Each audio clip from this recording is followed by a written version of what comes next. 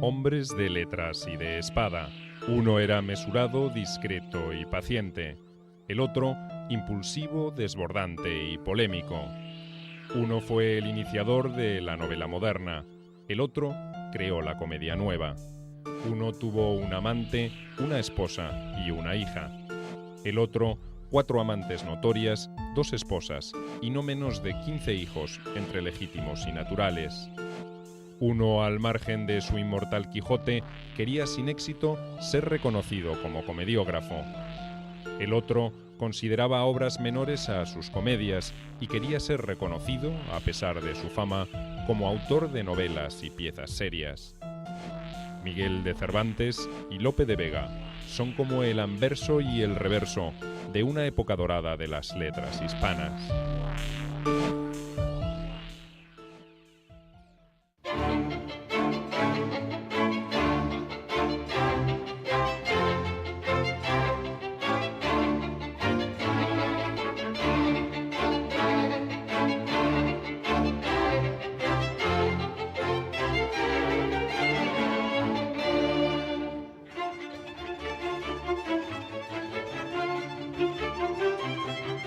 Cervantes, Lope de Vega.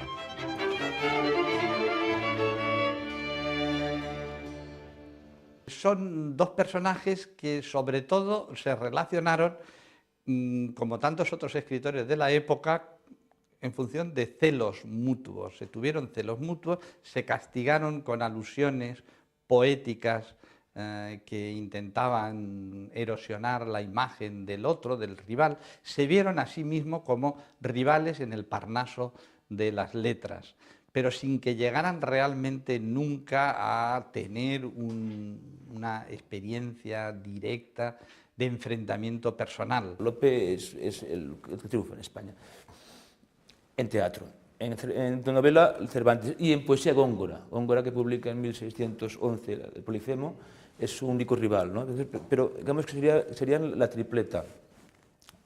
Cervantes inventa la novela moderna, 1605, Lope inventa el teatro moderno, 1609 publica Arte Nuevo, y Góngora la poesía moderna, 1611, o sea, serían los tres. Es el momento en que tiene más importancia España, en su historia cultural, más que Italia, más que Francia. Sin duda, 1547 fue un año de grandes cambios para Europa. Murieron Francisco I de Francia y Enrique VIII de Inglaterra. Los príncipes protestantes alemanes fueron derrotados en Mühlberg. En España se promulgaron los primeros estatutos de limpieza de sangre. Y en la ciudad de Alcalá de Henares, hacia el 29 de septiembre, nació un niño al que pusieron por nombre Miguel, y que estaba llamado a dejar su huella imperecedera en las letras hispanas.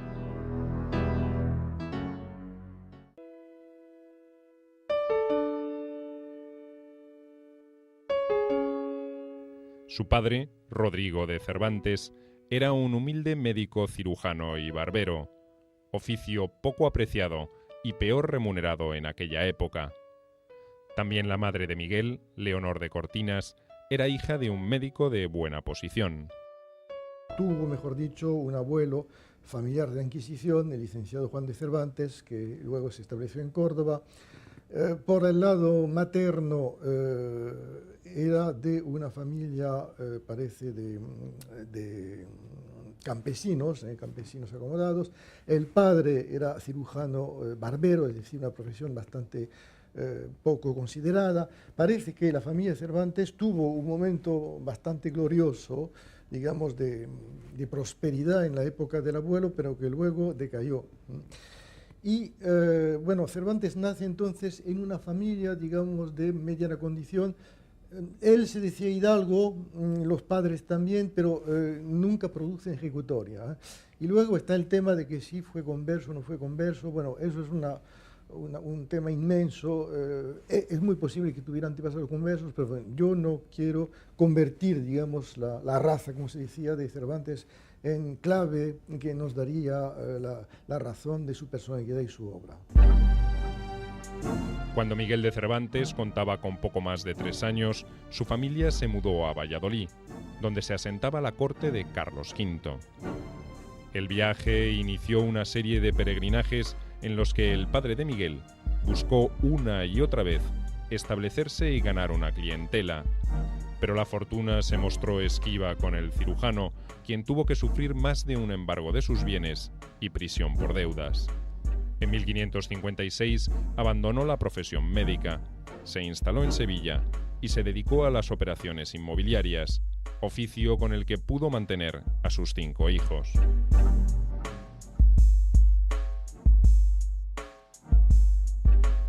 Miguel de Cervantes estudió en Córdoba y luego en Sevilla con los jesuitas. Allí, su familia era vecina del poeta, actor y comediógrafo Lope de Rueda, con quien estrecharon lazos de amistad.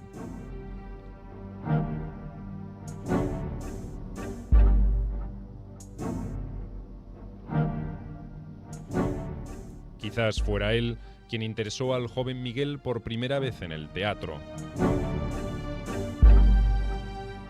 Nuevos problemas con acreedores indujeron a la familia a trasladarse a la nueva sede de la monarquía, Madrid, donde se establecieron en el otoño de 1566. Aquel Madrid de la segunda mitad del siglo XVI es un Madrid que conoce en una fecha determinada y concreta un cambio fundamental en su historia, que es la de 1561. En la primavera de 1561, Felipe II determina que su corte, que estaba establecida en Toledo, que se mude a Madrid, que se establezca en aquella ciudad, en aquella villa, que era pequeñita, pero no era un poblachón manchego. Entonces hay una serie de cuestiones que favorecen el que Felipe II se venga aquí con la corte. Las oligarquías madrileñas son más bien tranquilas y no hay ningún poder que le haga sombra al rey, como en Toledo, que estaba el poder de la Iglesia, que podía entrar en colisión con la corte o con el rey, ¿no? Y el rey viene aquí en 1561. Y en 1600 aproximadamente en Madrid puede llegar a los 90.000 habitantes, con lo cual es un crecimiento, una multiplicación por 10 o más de la población en 40 años, pues es un crecimiento vertiginoso.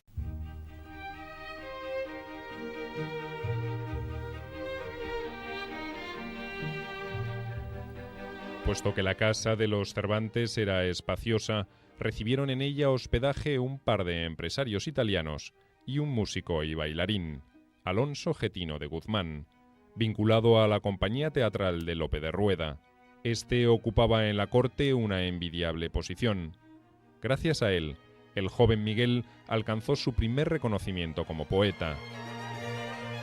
En octubre de 1567, en ocasión del nacimiento de la segunda hija de Felipe II e Isabel de Valois, la infanta Catalina Micaela, Getino encargó a Miguel un soneto, que fue inscrito en un medallón, presidiendo uno de los arcos de triunfo erigidos para la circunstancia.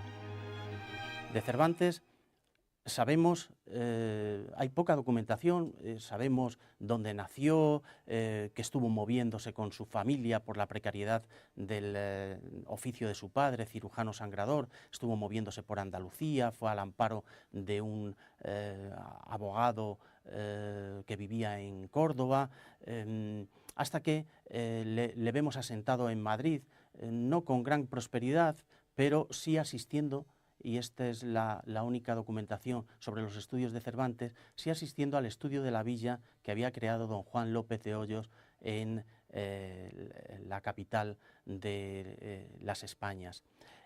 Y ahí es donde toma contacto con los clásicos. Cuando en 1568, al morir Isabel de Valois, López de Hoyos recibió el encargo de realizar una relación oficial de las exequias reales, encomendó a su discípulo 4 poemas para incluir en ella. Para esa época, Lope de Vega, a sus 5 años, ingresaba en el Colegio de la Compañía de Jesús. Hay que recordar que Lope es mucho más joven que Cervantes. Cervantes es del año 47, Lope, si no me equivoco, es del año 61. Entonces, Lope es un principiante en un momento en que Cervantes ya ha publicado la Galatea, ha hecho de sus comedias. Y bueno, pues en los primeros momentos, por ejemplo en la Galatea, en una lista de poetas a los que Cervantes rinde tributo, pues hay un homenaje bastante cálido a Lope. Luego las cosas parecen haberse, digamos, parecen que se van agudizando, bueno, agriando. Cervantes es un vivo ejemplo de cultura oral. Uno está leyendo el Quijote y está escuchando que le están narrando experiencias en primera persona, muchas de ellas, o experiencias a través de cuentos intercalados en el transcurso de la narración, pero sobre todo estamos escuchando más que leyendo. Es importantísima la oralidad en Cervantes. La carrera de Miguel en el mundo de las letras parecía promisoria, pero pronto hallaría un fin abrupto. En 1569, en un duelo, hirió gravemente a un tal Antonio de Segura y se ordenó su captura. Miguel huyó a Sevilla y de allí a Roma y se lo condenó en rebeldía a la amputación de su mano derecha y al destierro por 10 años. En Roma, Miguel, gracias a las gestiones de un pariente no demasiado cercano, el purpurado Gaspar de Cervantes y Gaete, entró como ayuda de cámara al servicio de Monseñor Aquaviva, quien pronto sería nombrado cardenal. Pero no duró mucho tiempo en esas tareas y decidió optar por la carrera de las armas. El ambiente en el que ha vivido Cervantes, que es un ambiente itinerante, lleno de calamidades, partió de Madrid huyendo de la justicia para enrolarse en la corte del cardenal Aquaviva e inmediatamente alistarse en el ejército, participar con los tercios en Lepanto, sufrir 5 años de cautiverio, regresar a España con las manos vacías y con 33 años. En ese periodo de tiempo, Lope de Vega está irrumpiendo en la escena y le acompaña una sólida formación intelectual y le acompaña el éxito desde el primer momento. En 1571, los estados pontificios, España y Venecia, acordaron constituir la Santa Liga, convocada por el Papa Pío V contra los turcos, y pusieron una armada a las órdenes de don Juan de Austria. Las tropas españolas confluyeron para su organización en el Virreinato de Nápoles, y allí llegó el hermano menor de Miguel, Rodrigo, alistado como soldado en la compañía de Diego de Urbina, a la que se unió el futuro autor del Quijote. El 23 de agosto de 1571, la imponente escuadra de Juan de Austria zarpó de Nápoles hacia Corfú, donde una fortaleza cristiana había resistido el asedio de los otomanos, y luego entró en el Golfo de Corinto. Allí, el 6 de octubre, frente al canal de Lepanto, encontraron a la flota enemiga, unas 250 embarcaciones a las órdenes de Alí Bajá. Ambas escuadras avanzaron lentamente, iniciándose el combate al mediodía del día siguiente.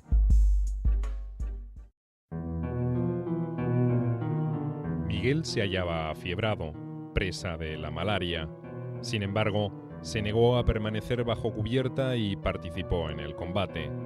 Los testimonios de la batalla dan constancia de la bravura del joven soldado, quien recibió 3 tiros de arcabuz, 2 en el pecho y 1 en el brazo izquierdo, que le inutilizó esa mano y le valió el apodo de Manco de Lepanto.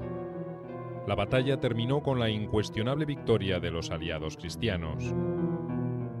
Y aquel Cervantes que parecía a la altura de 1571 que iba a poder ser un soldado pues como tantos de nuestro siglo de oro, un hombre que ya había publicado versos y que se metía a las armas, en ese sentido encarna perfectamente el ideal del escritor militar, ¿no?, del siglo XVI.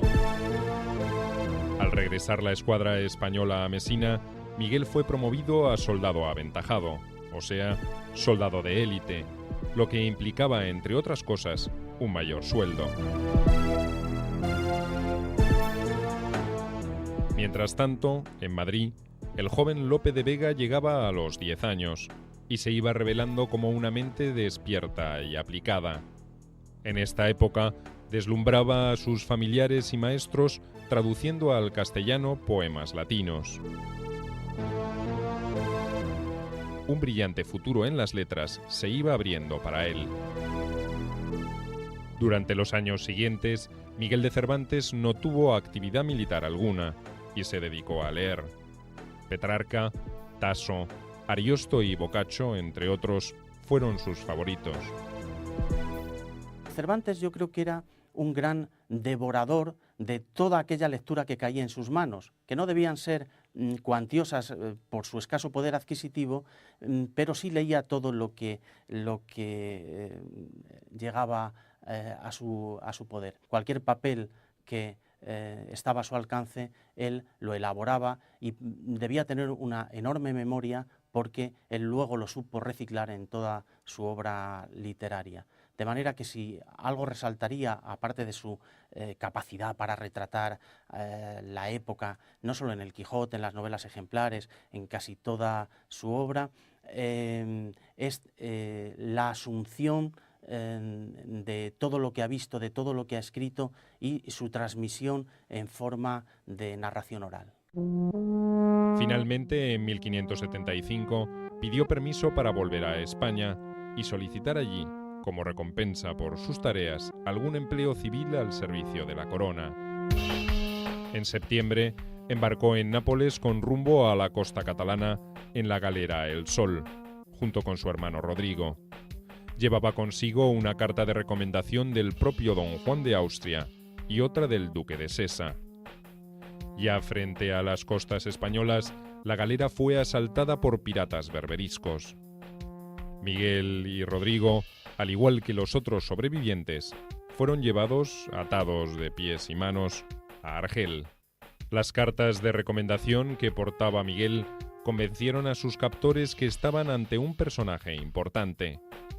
Por ese motivo, los dos hermanos no fueron llevados al mercado de esclavos, sino que su captor, Dalí Mami, prefirió pedir un elevado rescate por su libertad, que por supuesto su familia no estaba en condiciones de pagar.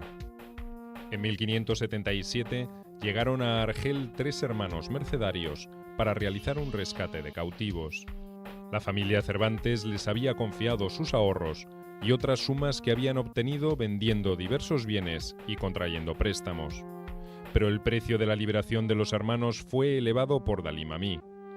En esa ocasión, Miguel pidió a los sacerdotes que, dado que los ducados que traían no eran suficientes para liberar a ambos, rescatasen a su hermano Rodrigo. Así se hizo.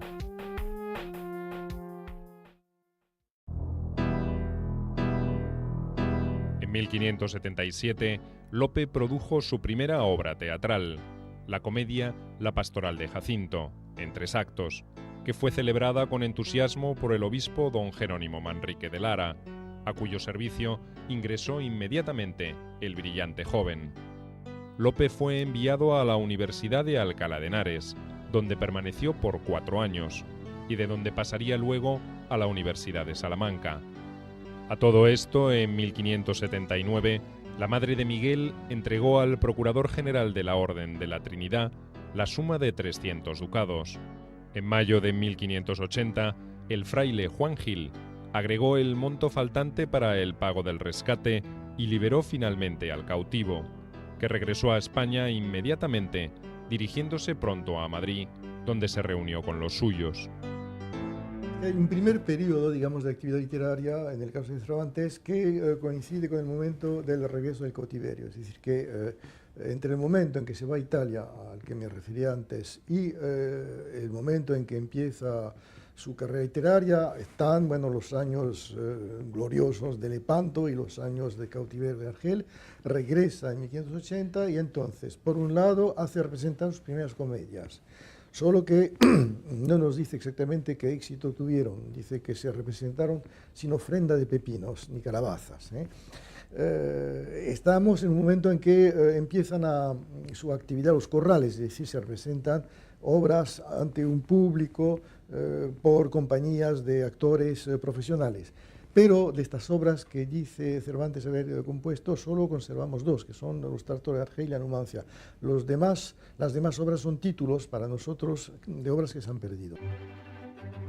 Mientras se producía el regreso de Miguel de Cervantes a Madrid, el muy joven Lope de Vega andaba de amores con una muchacha llamada María de Aragón, con quien tuvo un hijo, nacido en 1580. La situación era bastante complicada, porque en ese mismo año, Lope, quien había comenzado a escribir comedias con buen éxito, conoció a Elena Osorio, hija de un director de compañía teatral, Jerónimo Velázquez, y esposa de un comediante de quien estaba separada. Lope se enamoró enseguida de ella. Acosado afectivamente por María y Elena, optó por alistarse en 1582 en una expedición bajo las órdenes de don Álvaro de Bazán, que tuvo como misión conquistar las Islas Terceiras en las Azores. La expedición fue un éxito.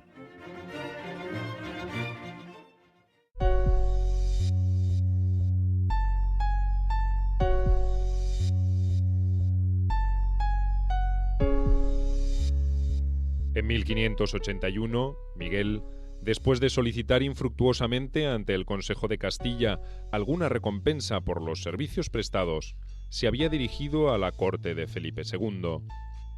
Allí el rey le concedió una breve misión diplomática en Orán, después de la cual Miguel volvió a Madrid. No teniendo por el momento otra ocupación, se dedicó a escribir y a vincularse nuevamente con los círculos literarios de la ciudad. Pues sin embargo, la vida, entre las heridas de Lepanto y la vuelta a España y el cautiverio de Argel, su vida pues toma unos derroteros, sus intentos de entrar en medios cortesanos que le fallan, no porque él no quisiera ser un cortesano, a él le habría encantado ser un cortesano, y de hecho lo intenta varias veces, pero lo hace mal. En 1582, Miguel dio a conocer el Trato de Argel. En 1583, Numancia. Y en los años siguientes, alrededor de 20 comedias que desafortunadamente se han perdido. De esa época son también sus amores con una mujer casada, aunque separada, Ana Franca de Rojas.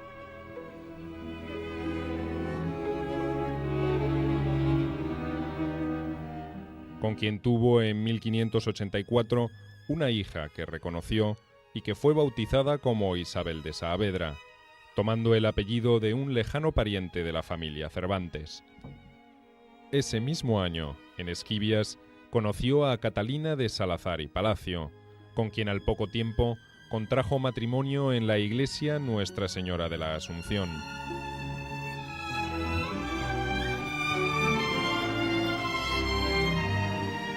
Después de casarse, Miguel se estableció en la casa de su mujer, cuya familia tenía olivares y viñedos. Poco después, en marzo de 1585, fue publicada la primera parte de la Galatea, y Miguel, que ya había agregado el apellido Saavedra al propio, se vio celebrado como uno de los poetas castellanos más reconocidos. Entre quienes elogiaron la obra se contaría el joven y exitoso Lope de Vega. Se conocieron en la casa de este empresario teatral, que era Jerónimo de Velázquez, y por razones bien diversas.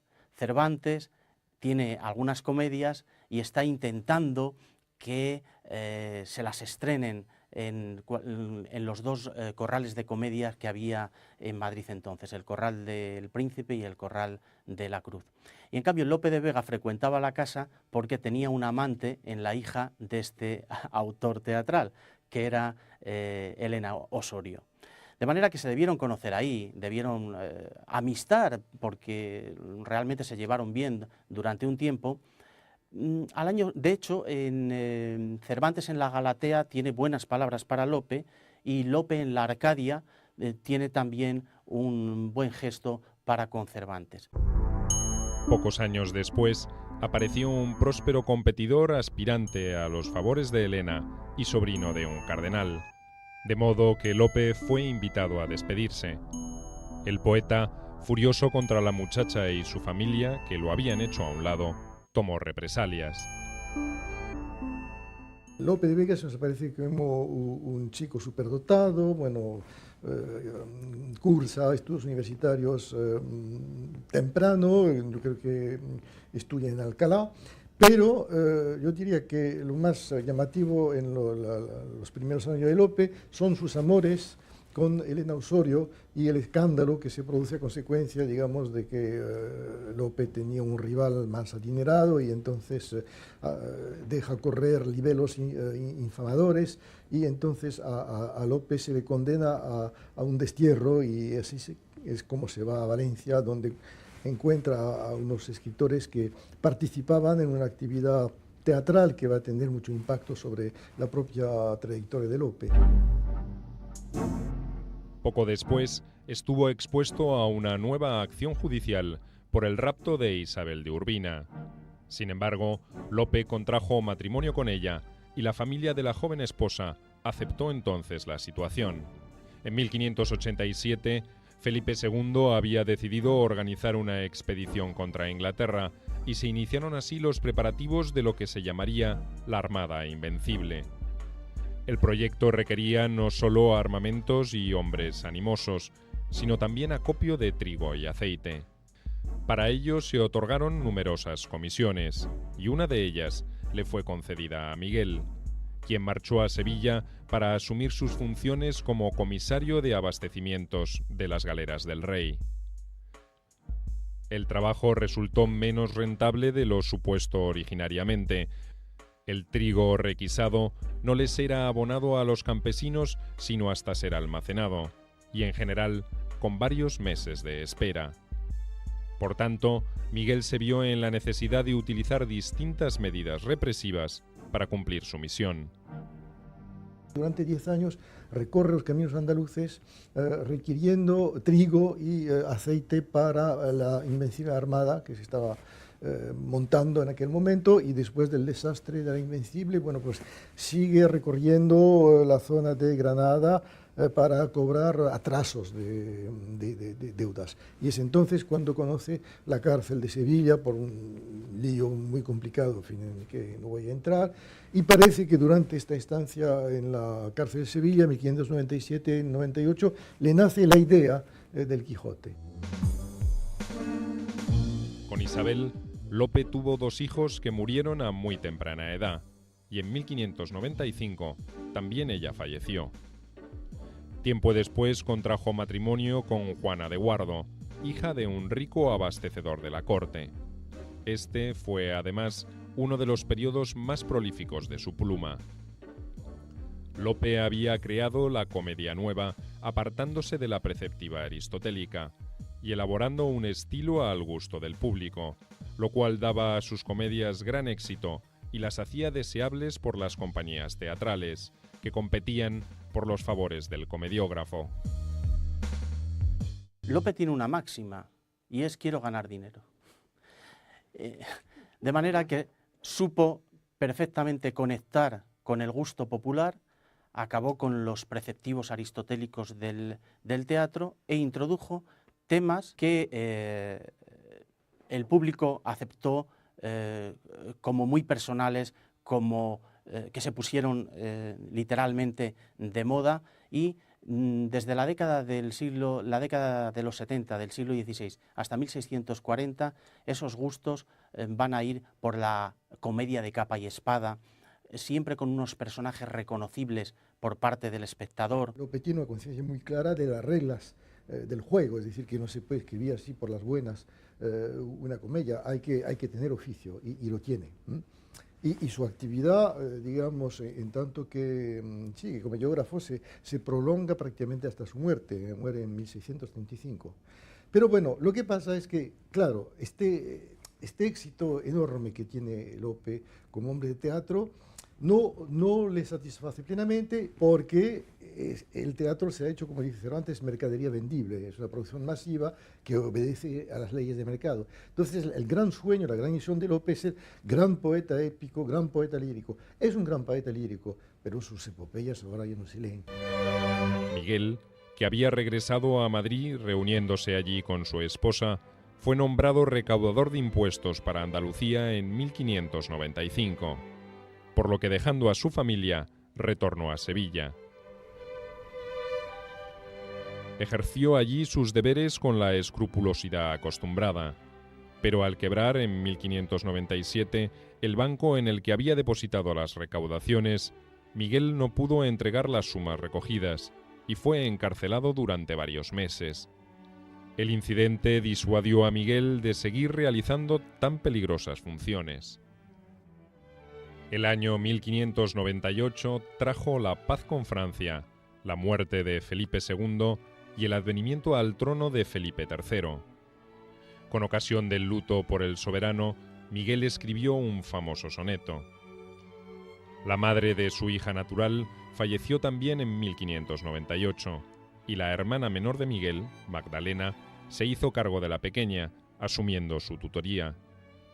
La familia Cervantes, formada por Miguel, su esposa, sus hermanas, su hija y su sobrina, se establecieron en Sevilla y luego en Toledo. La muerte de Felipe II trajo consigo, como señal de duelo, la clausura de los teatros, que no serían reabiertos hasta 2 años más tarde. En 1598, además, publicó la Arcadia, y al año siguiente, la Dragontea y el Isidro. Poco después escribiría La Hermosura de Angélica, una especie de imitación de Ariosto, y una curiosa pieza, Los cautivos de Argel, refundición de los tratos de Argel de Cervantes, que no agradó a este. Cuando hablamos de éxito en términos de mercado económico, y el mercado económico evidentemente lo refleja el mundo editorial, es decir, la frecuencia de las ediciones. Lo que nos puede determinar el éxito desde el punto de vista económico es la frecuencia y la tirada de las diversas ediciones. Y efectivamente, en el caso de, nadie puede dudar que en el caso de Lope de Vega podemos hablar de un hombre de éxito, un hombre de bestsellers, de auténticos bestsellers en la época. El mercado le pedía a gritos obras nuevas en las que incluso le proponían el tema concreto histórico sobre el que tenía que escribir, que él naturalmente idealizaba a su manera y le daba a esa sociedad lo que la sociedad pedía. Luego, en 1601, Felipe III lleva a la corte a Valladolid, vuelve a caer la población de Madrid, vuelve en 1606, crece otra vez la población de Madrid con el retorno. Esto es lo que explica entonces que haya tantos y tantos literatos del siglo de oro que nacen en Madrid o que hacen su juego, lo hacen en Madrid. ¿Por qué? Pues porque las familias han acudido al calor de la corte y de la prebenda, y de la merced y demás, ¿no? Y han emigrado a Madrid. Lope de Vega nace aquí en 1562, por ejemplo, o Cervantes en 1547 en Alcalá de Henares, pero bueno, sus contactos con Madrid luego ya serán muy numerosos, sí. De esos años parece datar la desavenencia entre Cervantes y Lope de Vega. Unas ironías de Miguel, que no tenía buena opinión del nuevo estilo teatral, por considerarlo vulgar, estereotipado y efectista, ofendieron a Lope, que contraatacó con virulencia. De repente, a la altura de 1604, todavía Lope incluye un soneto de Cervantes en una de sus obras, pero publica una obra titulada El peregrino en su patria, en la cual utiliza como alegoría en la portada varias torres, una figura que representa la envidia, y ante esta ostentación aristocrática, Cervantes, y no solo Cervantes, Góngora, otros escritores de la época, le recuerdan en determinados escritos, en determinados poemas de verso quebrado, pues que, hombre, Lope de Vega, al fin y al cabo, es un gran autor teatral, pero está casada con la hija de un carnicero, que es el que está abasteciendo la corte de Madrid. Puede tener dinero porque tiene elevados ingresos, pero esas ínfulas nobiliarias parecen excesivas. Lope frecuentaba los mismos círculos que Miguel y conocía por eso la novela que éste pronto publicaría. No tuvo entonces reparos en anunciar a quien quisiera oírlo que ningún poeta era tan malo como Cervantes y que nadie habría tan necio que pudiese alabar el Quijote.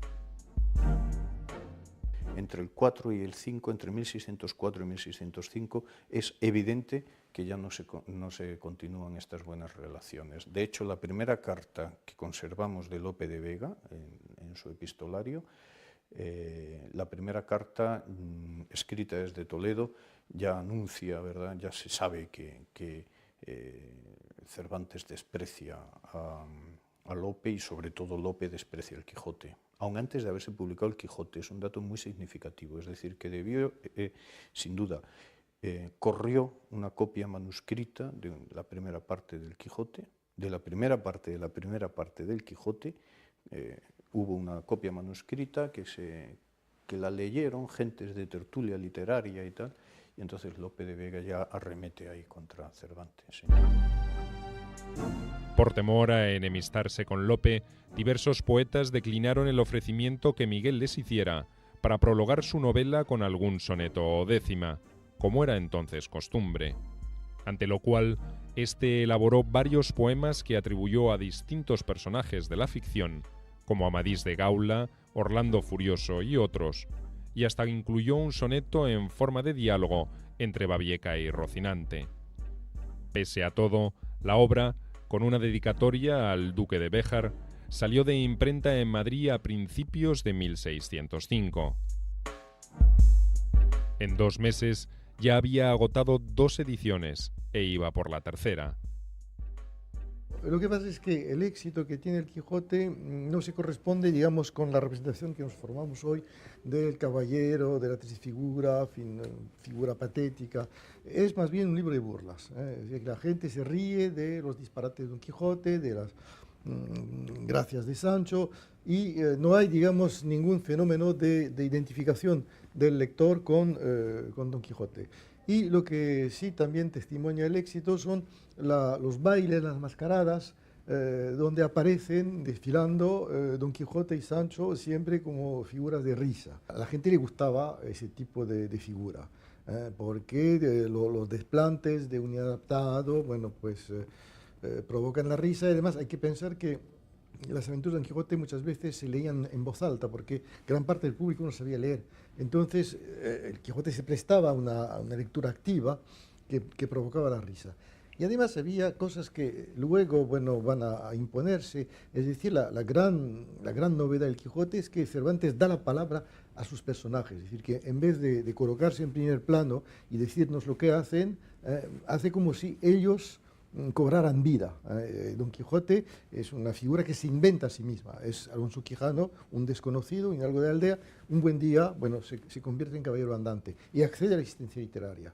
Y cada personaje habla con su propio estilo. Hay un dialecto, como se dice, Don Quijote, que no es el de Sancho, que no es de los demás personajes. Y esto fue la gran novedad. Cervantes lo que supo es llevar todas sus vivencias personales que le permitieron tratar desde con nobles hasta con arrieros de la más baja estofa, tratar de llevar esas vivencias a sus obras y hacerlo además muchas veces en primera persona, como las alusiones en sus comedias a los baños de Argel, a los tratos de Argel, que evocan su cautiverio en tierras berberiscas, y otras a través de su contacto con la sociedad rural con la que tuvo que lidiar como alcabalero, buscando abastos al servicio de la corona para financiar la empresa de la Armada Invencible. El éxito del Quijote no hizo más que exacerbar el fastidio de Lope, quien remitió a Miguel un soneto, bastante grosero, vapuleando la novela cervantina, tildándola de baladí y llamando a su autor puerco, a la vez que el propio Lope, al compararse con él, se representaba como Apolo.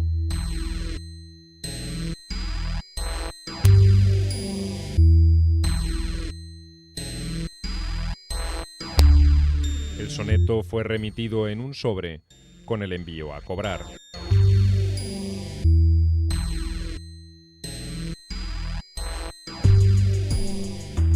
Miguel luego diría que lo que le dolió de aquello fue el real pagado por tan pobre carta.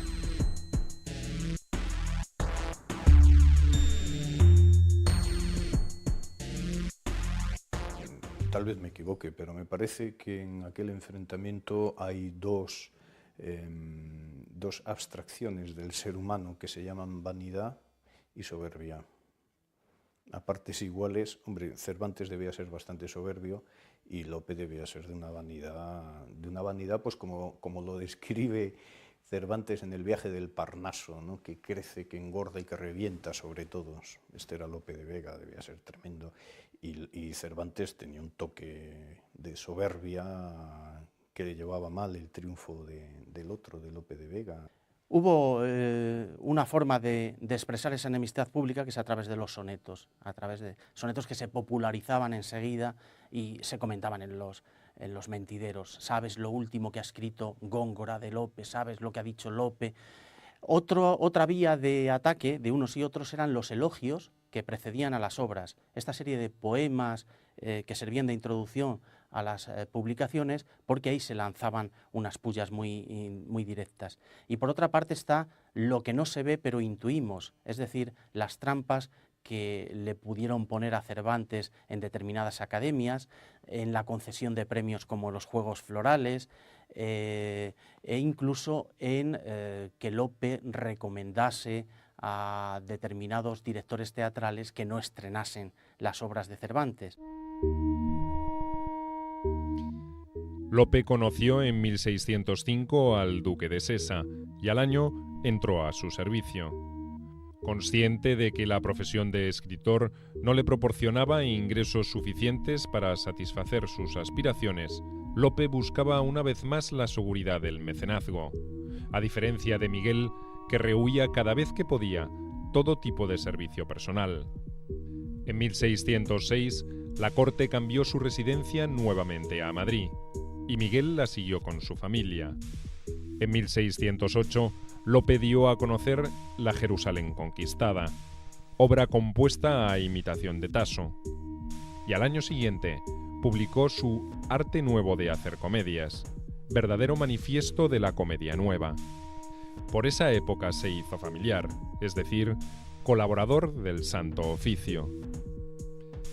A mediados de 1609, el mismo año en que Felipe III firmó el decreto de expulsión de los moriscos, la esposa y las hermanas de Miguel tomaron los hábitos franciscanos, y el propio Miguel se afilió a la Congregación de los Esclavos del Santísimo Sacramento.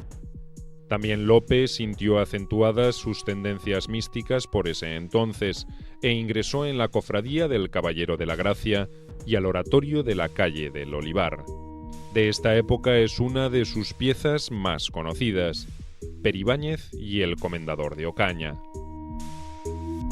5 años de cautiverio en Argel, toda la vida pidiéndole a la corte alguna prebenda por haberse dejado la salud en el empeño, en la batalla, y nunca obtuvo ninguna respuesta positiva. Incluso en la última etapa de su vida, cuando ya vive en la indigencia, en la calle del León, rodeado tan solo de su mujer y de una sobrina, con alguna visita de alguna hija natural o de alguna de sus hermanas, en esa última etapa era tal el grado de necesidad que intenta irse con el conde de Lemos a la corte italiana que iba a fundar como escritor de esa corte. Es decir, hasta el final de sus días está intentando medrar económicamente, salir de esa postración material en la que vive. Cervantes intentó integrar esta comitiva, pero sin éxito. Sin embargo, en esta ocasión, el conde le otorgó alguna merced, por lo que el escritor le quedó grandemente agradecido. Por otra parte, no se sumió en la inactividad. En 1613 entregó a la imprenta sus novelas ejemplares, que sorprendieron por sus innovaciones estilísticas y alcanzaron pronto éxito. Para esa época ingresó como novicio en la Orden Tercera. Son unos años en que Lope está en la cumbre, digamos, de su gloria, de su éxito. Es de Lope, se dice es de Lope para decir que todo era una maravilla. Pero al mismo tiempo, bueno, hay una serie de fenómenos que conviene tener en cuenta. Primero, el hecho de que en su vida personal conoce diferentes desgracias. Bueno, tiene varios hijos que mueren muy chicos, muy chiquitos. Luego pasa por una crisis espiritual y recibe órdenes y se mete a cura, como diríamos, lo cual no le impide mantener nuevos amores. Luego su amada, digamos, predilecta, Marta Nevares, pierde la vista y se vuelve loca, y esto va a ser un drama tremendo para Lope, y ocurre que nuevos poetas aparecen, y entre otros Calderón, y a partir de los años 1625-1630, a pesar de que Lope sigue escribiendo comedias, bueno, no aparece como, digamos, el astro de la vida teatral de aquel tiempo. En 1614, a la vez que salía de imprenta su viaje del Parnaso, Miguel encontró que circulaba por España una versión apócrifa de la segunda parte del Quijote, firmada por un tal Avellaneda, en quien la tradición ha querido ver a alguno de los acólitos de Lope. Se trataba de una parodia de bajo valor.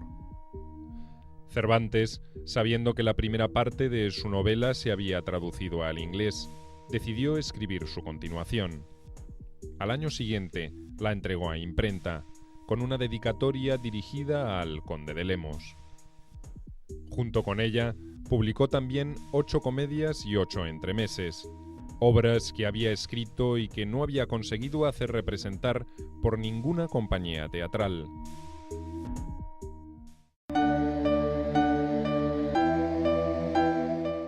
Al fin de su vida, Cervantes se había reconciliado con Lope de Vega.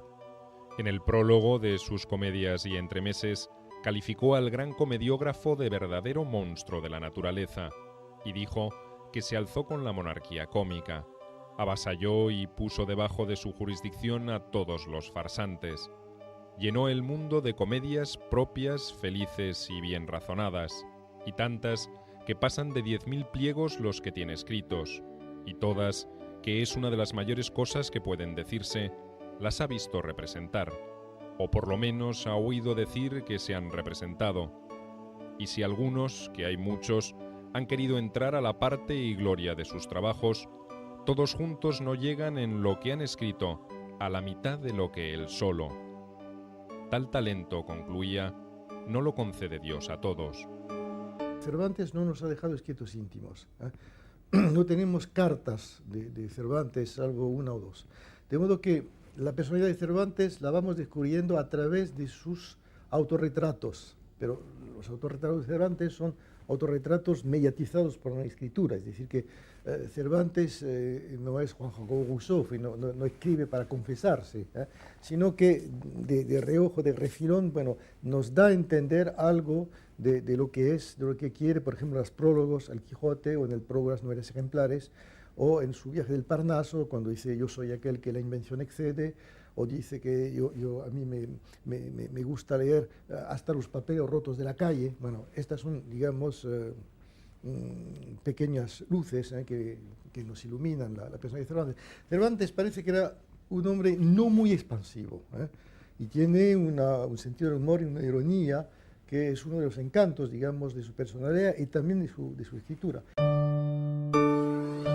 Desentendiéndose del previsible éxito de la segunda parte del Quijote, Miguel se ordenó formalmente como tercero franciscano y se dedicó a lo que sería su última obra, Las aventuras de Persiles y Segismunda, que finalizó el 19 de abril de 1616. 3 días después, víctima de hidropesía, falleció en su casa de la calle del León, esquina con la calle de Francos, atendido amorosamente por su esposa y su sobrina.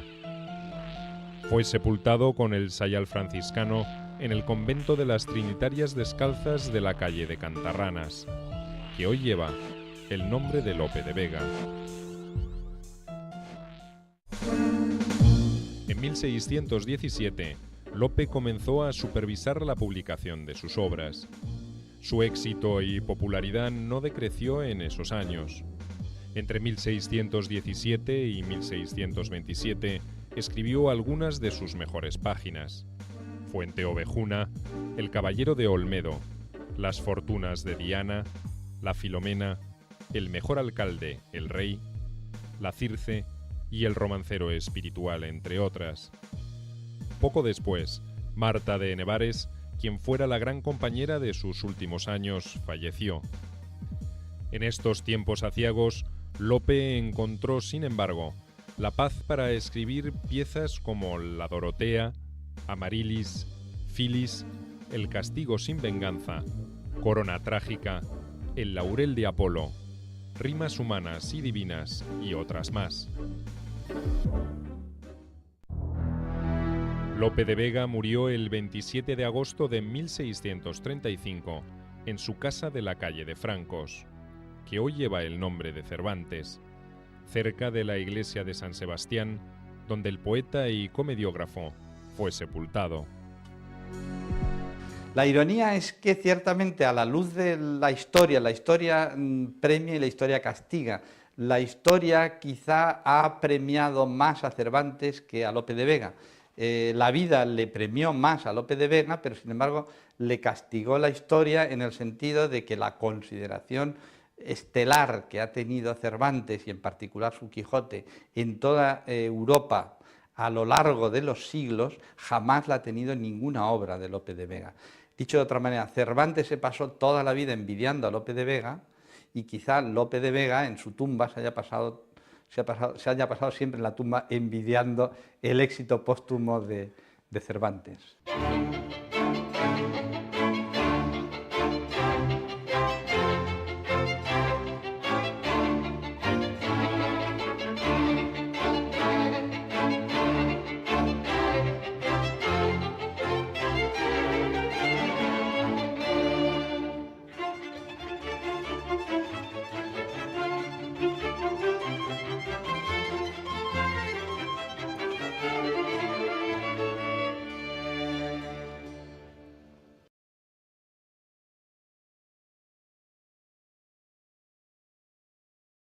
Cuando Miguel de Cervantes contaba con poco más de 3 años, su familia se mudó a Valladolid, donde se asentaba la corte de Carlos V. El viaje inició una serie de peregrinajes en los que el padre de Miguel buscó una y otra vez establecerse y ganar una clientela. Pero la fortuna se mostró esquiva con el cirujano, quien tuvo que sufrir más de un embargo de sus bienes y prisión por deudas. En 1556 abandonó la profesión médica, se instaló en Sevilla y se dedicó a las operaciones inmobiliarias, oficio con el que pudo mantener a sus 5 hijos.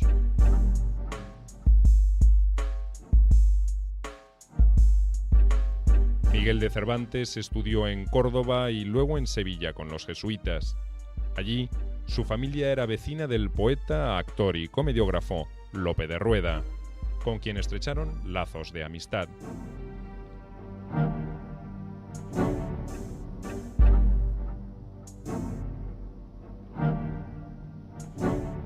Quizás fuera él quien interesó al joven Miguel por primera vez en el teatro. Nuevos problemas con acreedores indujeron a la familia a trasladarse a la nueva sede de la monarquía, Madrid, donde se establecieron en el otoño de 1566. Aquel Madrid de la segunda mitad del siglo XVI es un Madrid que conoce en una fecha determinada y concreta un cambio fundamental en su historia, que es la de 1561. En la primavera de 1561, Felipe II determina que su corte, que estaba establecida en Toledo, que se mude a Madrid, que se establezca en aquella ciudad, en aquella villa, que era pequeñita, pero no era un poblachón manchego. Entonces hay una serie de cuestiones que favorecen el que Felipe II se venga aquí con la corte. Las oligarquías madrileñas son más bien tranquilas y no hay ningún poder que le haga sombra al rey, como en Toledo, que estaba el poder de la Iglesia, que podía entrar en colisión con la corte o con el rey, ¿no? Y el rey viene aquí en 1561. Y en 1600 aproximadamente Madrid puede llegar a los 90.000 habitantes, con lo cual es un crecimiento, una multiplicación por 10 o más de la población en 40 años, pues es un crecimiento vertiginoso.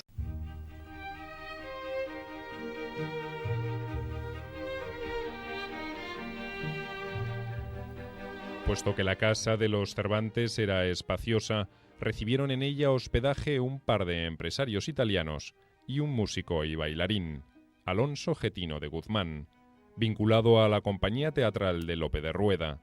Este ocupaba en la corte una envidiable posición. Gracias a él, el joven Miguel alcanzó su primer reconocimiento como poeta.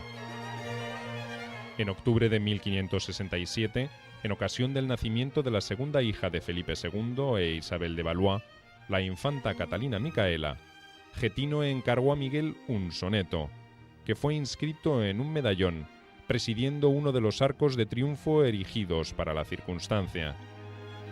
De Cervantes sabemos, hay poca documentación, sabemos dónde nació, que estuvo moviéndose con su familia por la precariedad del oficio de su padre, cirujano sangrador, estuvo moviéndose por Andalucía, fue al amparo de un abogado que vivía en Córdoba, hasta que le vemos asentado en Madrid, no con gran prosperidad, pero sí asistiendo, y esta es la única documentación sobre los estudios de Cervantes, sí asistiendo al estudio de la villa que había creado don Juan López de Hoyos en la capital de las Españas.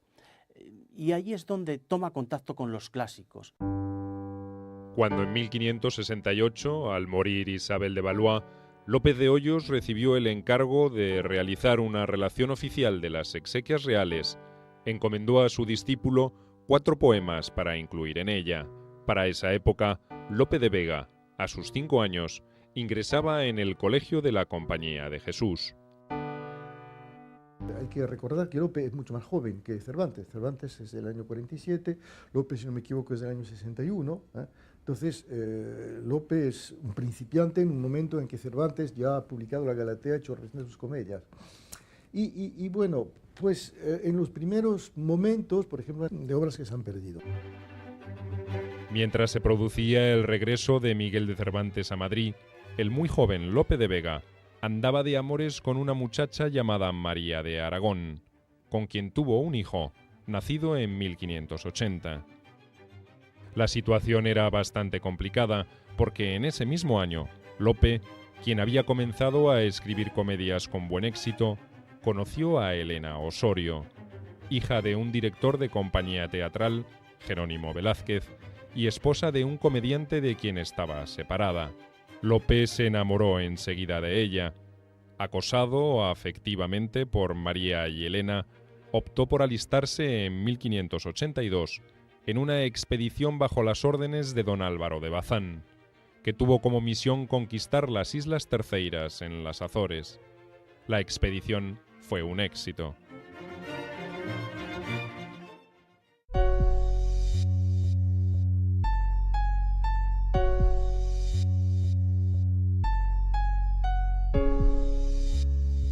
En 1581, Miguel, después de solicitar infructuosamente ante el Consejo de Castilla alguna recompensa por los servicios prestados, se había dirigido a la corte de Felipe II. Allí el rey le concedió una breve misión diplomática en Orán, después de la cual Miguel volvió a Madrid. No teniendo por el momento otra ocupación, se dedicó a escribir y a vincularse nuevamente con los círculos literarios de la ciudad.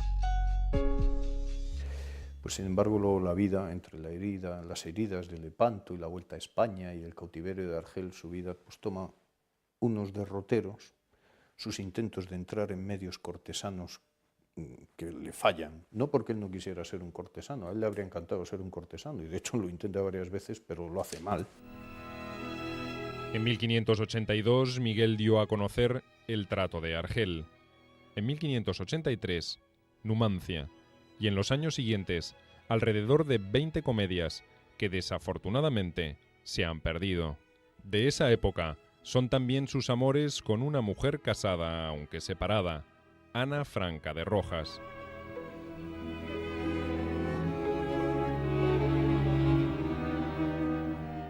Con quien tuvo en 1584 una hija que reconoció y que fue bautizada como Isabel de Saavedra, tomando el apellido de un lejano pariente de la familia Cervantes. Ese mismo año, en Esquivias, conoció a Catalina de Salazar y Palacio, con quien al poco tiempo contrajo matrimonio en la iglesia Nuestra Señora de la Asunción.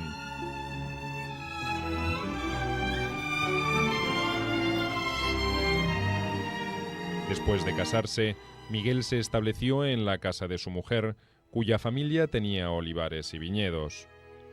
Poco después, en marzo de 1585, fue publicada la primera parte de la Galatea, y Miguel, que ya había agregado el apellido Saavedra al propio, se vio celebrado como uno de los poetas castellanos más reconocidos.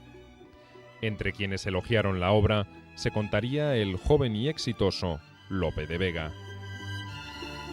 Se conocieron en la casa de este empresario teatral, que era Jerónimo de Velázquez, y por razones bien diversas. Cervantes tiene algunas comedias y está intentando que se las estrenen en los dos corrales de comedias que había en Madrid entonces, el Corral del Príncipe y el Corral de la Cruz. Y en cambio Lope de Vega frecuentaba la casa porque tenía un amante en la hija de este autor teatral, que era Elena Osorio. De manera que se debieron conocer ahí, debieron amistar, porque realmente se llevaron bien durante un tiempo. Al año, de hecho, en Cervantes en la Galatea tiene buenas palabras para Lope, y Lope en la Arcadia tiene también un buen gesto para con Cervantes.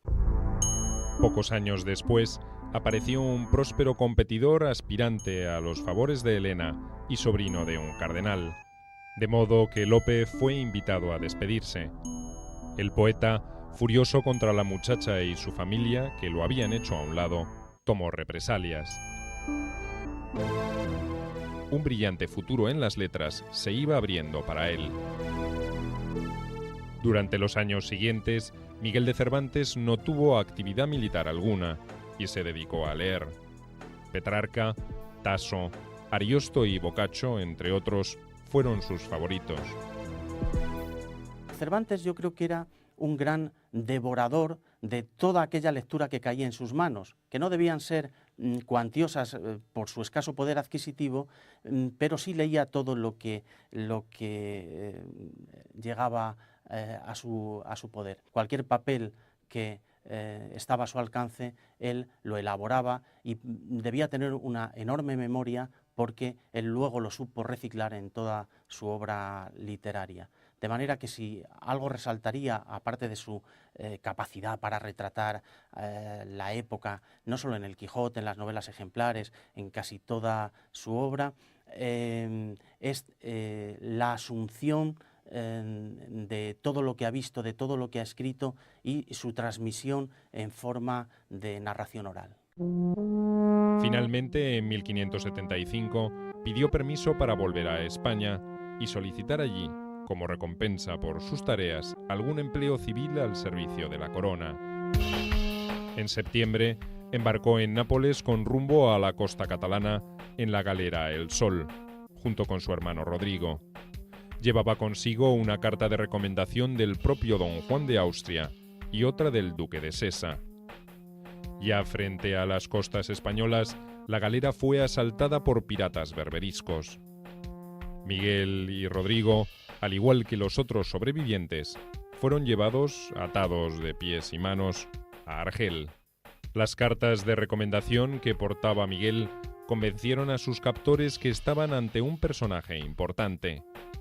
Por ese motivo, los dos hermanos no fueron llevados al mercado de esclavos, sino que su captor, Dalí Mami, prefirió pedir un elevado rescate por su libertad, que por supuesto su familia no estaba en condiciones de pagar. En 1577 llegaron a Argel 3 hermanos mercedarios para realizar un rescate de cautivos. La familia Cervantes les había confiado sus ahorros y otras sumas que habían obtenido vendiendo diversos bienes y contrayendo préstamos. Pero el precio de la liberación de los hermanos fue elevado por Dalí Mami.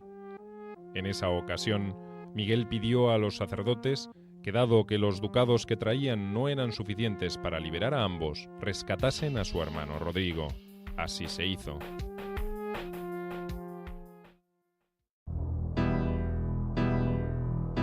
En 1577, Lope produjo su primera obra teatral, la comedia La Pastoral de Jacinto, en 3 actos, que fue celebrada con entusiasmo por el obispo don Jerónimo Manrique de Lara, a cuyo servicio ingresó inmediatamente el brillante joven. Lope fue enviado a la Universidad de Alcalá de Henares, donde permaneció por 4 años, y de donde pasaría luego a la Universidad de Salamanca. A todo esto, en 1579, la madre de Miguel entregó al Procurador General de la Orden de la Trinidad la suma de 300 ducados. En mayo de 1580, el fraile Juan Gil agregó el monto faltante para el pago del rescate y liberó finalmente al cautivo, que regresó a España inmediatamente, dirigiéndose pronto a Madrid, donde se reunió con los suyos. Hay un primer periodo, digamos, de actividad literaria, en el caso de Cervantes, que coincide con el momento del regreso del cautiverio. Es decir, que entre el momento en que se va a Italia, al que me refería antes, y el momento en que empieza su carrera literaria, están los años gloriosos de Lepanto y los años de cautiverio de Argel. Regresa en 1580 y entonces, por un lado, hace representar sus primeras comedias. Solo que no nos dice exactamente qué éxito tuvieron. Dice que se representaron sin ofrenda de pepinos ni calabazas. Estamos en un momento en que empiezan su actividad los corrales, es decir, se representan obras ante un público por compañías de actores profesionales. Pero de estas obras que dice Cervantes haber compuesto, solo conservamos dos, que son los Tártaros de Argel y la Numancia.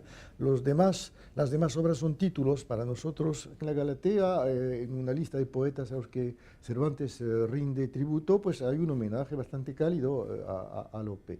Luego las cosas parecen haberse, digamos, parecen que se van agudizando, agriando. Cervantes es un vivo ejemplo de cultura oral.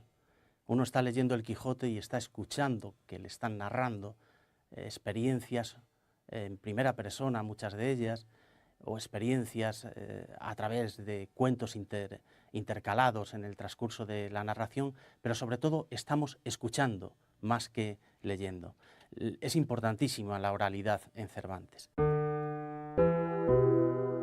La carrera de Miguel en el mundo de las letras parecía promisoria, pero pronto hallaría un fin abrupto. En 1569, en un duelo, hirió gravemente a un tal Antonio de Segura y se ordenó su captura. Miguel huyó a Sevilla y de allí a Roma y se lo condenó en rebeldía a la amputación de su mano derecha y al destierro por 10 años.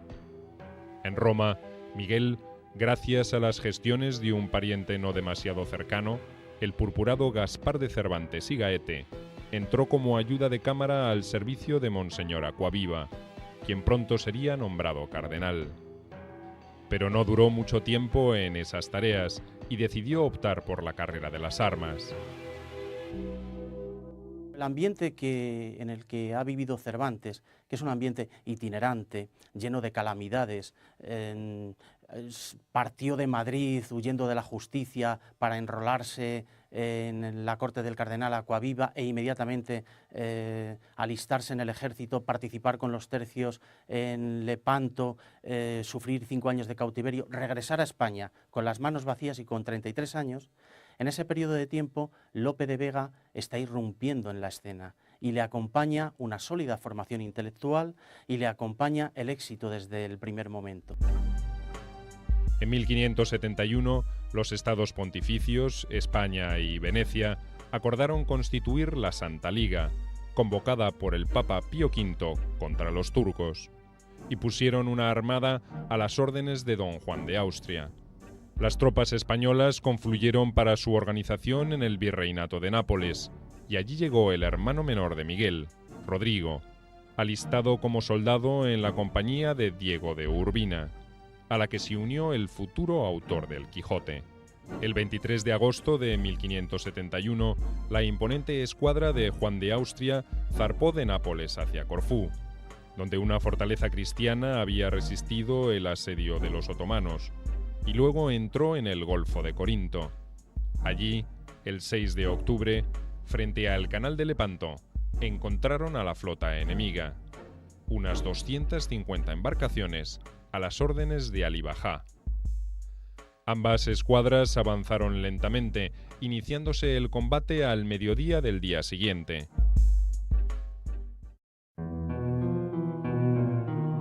Miguel se hallaba afiebrado, presa de la malaria.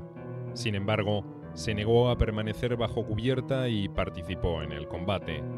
Los testimonios de la batalla dan constancia de la bravura del joven soldado, quien recibió 3 tiros de arcabuz, 2 en el pecho y 1 en el brazo izquierdo, que le inutilizó esa mano y le valió el apodo de Manco de Lepanto.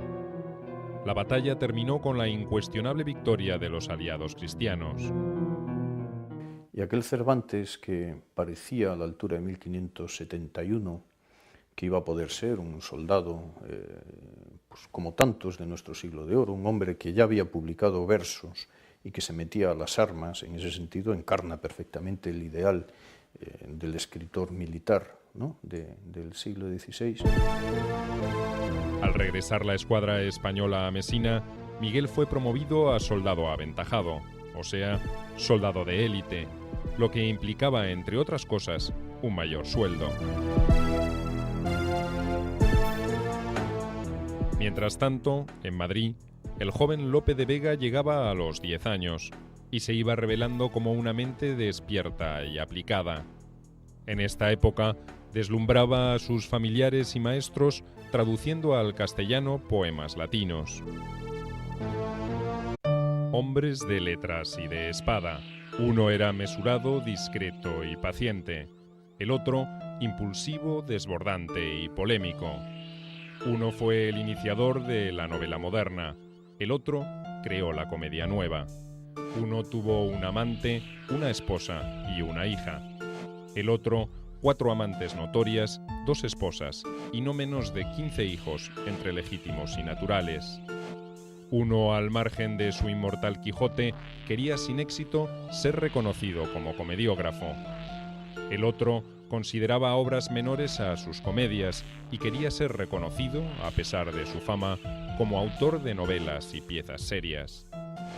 Miguel de Cervantes y Lope de Vega son como el anverso y el reverso de una época dorada de las letras hispanas.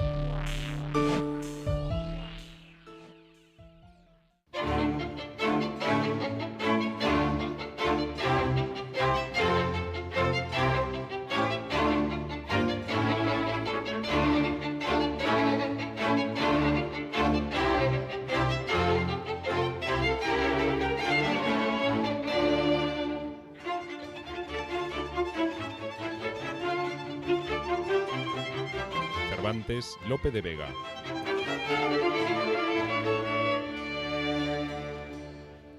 Son dos personajes que sobre todo se relacionaron, como tantos otros escritores de la época, en función de celos mutuos. Se tuvieron celos mutuos, se castigaron con alusiones poéticas que intentaban erosionar la imagen del otro, del rival. Se vieron a sí mismos como rivales en el Parnaso de las letras, pero sin que llegaran realmente nunca a tener una experiencia directa de enfrentamiento personal. Lope es el que triunfa en España, en teatro, en novela Cervantes y en poesía Góngora. Góngora, que publica en 1611 el Polifemo, es su único rival, ¿no?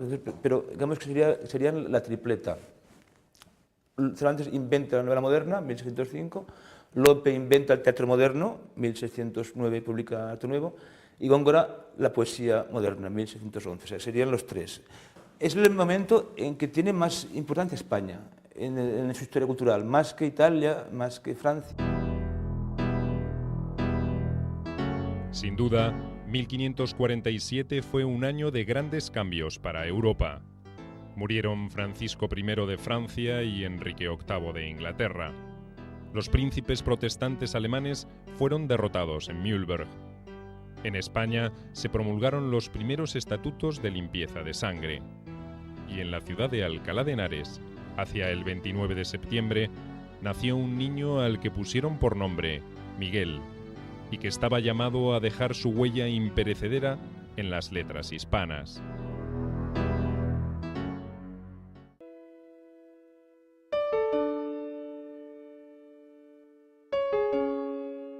Su padre, Rodrigo de Cervantes, era un humilde médico cirujano y barbero, oficio poco apreciado y peor remunerado en aquella época. También la madre de Miguel, Leonor de Cortinas, era hija de un médico de buena posición. Tuvo, mejor dicho, un abuelo familiar de la Inquisición, el licenciado Juan de Cervantes, que luego se estableció en Córdoba. Por el lado materno era de una familia, parece, de campesinos, campesinos acomodados. El padre era cirujano barbero, es decir, una profesión bastante poco considerada. Parece que la familia Cervantes tuvo un momento bastante glorioso, digamos, de prosperidad en la época del abuelo, pero que luego decayó. Y, bueno, Cervantes nace entonces en una familia, digamos, de mediana condición.